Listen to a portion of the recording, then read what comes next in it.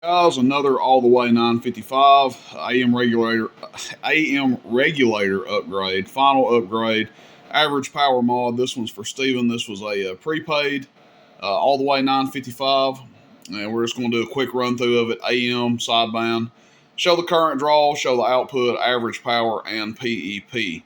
I do have one of these available. If you want one with no wait time, just go to the radio tab and buy it from there. If you buy it from the prepaid tab, there will be a slight delay on getting it. But do have one of these with relatively no wait time right now. So we'll start out RF power wide open, 14.8 volts. Oh, yeah, 7.5 amps worth of current draw there.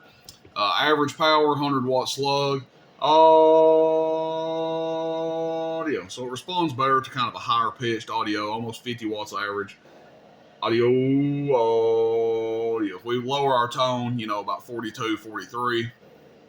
And that is from about a 16-watt dead key. So again, dead key can vary on these a little bit. And of course, you can always go in to the menu and drop that top end dead key down if you want. So if you want this thing to never dead key more than 10 watts, you can always go in the menu and do that. Just happens to be the way this one's set up. It goes up to about 18. I think the last one was about 12 or 13. If we turn our RF power down halfway, we get about a 6-watt, 8-watt dead key.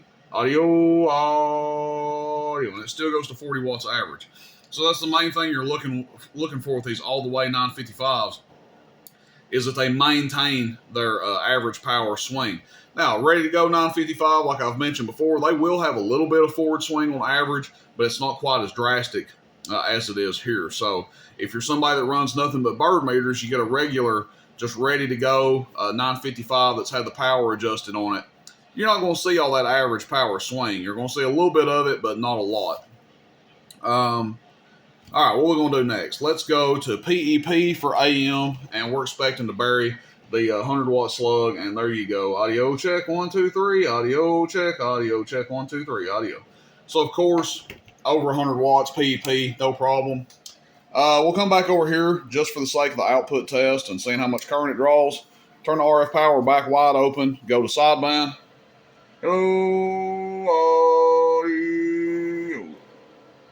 Almost 12 amps.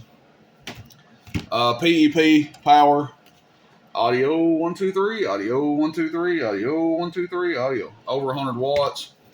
And again, just to show, lower sideband. Audio 1, 2, 3. Audio 1, 2, 3. Audio 1, 2, 3. Audio. I mean, easily. Audio 100 watts plus PEP. Probably somewhere along the lines of 110 to 125, give or take. Now, again, like I'd like to show you guys, average power with it wide open on sideband audio is going to be pretty crazy. You can lower that down a little bit. Let's just say we turned it back to 10 o'clock audio. And you can see your average power is more reasonable. Now, if we go up to 12 o'clock with RF power, audio, we basically get the same output that we do on AM. And that's probably where I would kind of run it on sideband. Oh, yeah, is right there. That way your average power is not going crazy. Now, I will say, if you have something like an 8-pill and you want to run this thing, balls to the wall on sideband, if you have like a straight 8, you can turn it wide open. It's probably not going to hurt it, because 100 watts average, 90 watts average, that's not going to really kill an 8-pill. But let's say you run this into a 4-pill on AM, and you got your RF power set about right here, something like that. That's giving you like a 100 watt, 150 watt dead key on a 4-pill, and let's say you're swinging 900 PEP. And you go to sideband, you think, well, what the heck? I don't have a carrier on sideband, so no need in me run the RF power down. I can just turn the RF power wide open. You're going to kill your 4-pill that way. You're going to destroy it, because the amount of average power this radio is going to do on sideband. I know I drive this subject into the ground, but I'm just saying it to help people out. Just had a local friend the other day, 955 like this one, and he blew his 4-pill up. And it was most likely because he had his RF power setting a little high on sideband. Rule of thumb, set your AM carrier, which is probably going to be somewhere between here and here if you're running like a 4-pill. And then when you go to sideband, just leave it where you got it. There's no need to go wide open or turn it up just because you're going to sideband. That's not going to do anything but create trouble for you. Also, what you'll end up doing, let's just say that it doesn't blow up when you turn it up on sideband.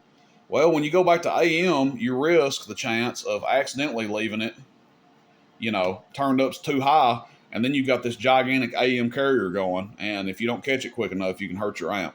All right, that's it. That's my soapbox on that. I'll try to stop bringing that up so much because I have literally beat that subject into the ground, and hopefully it's getting across to people and kind of sinking in. That's it, guys. Stryker 955 all the way.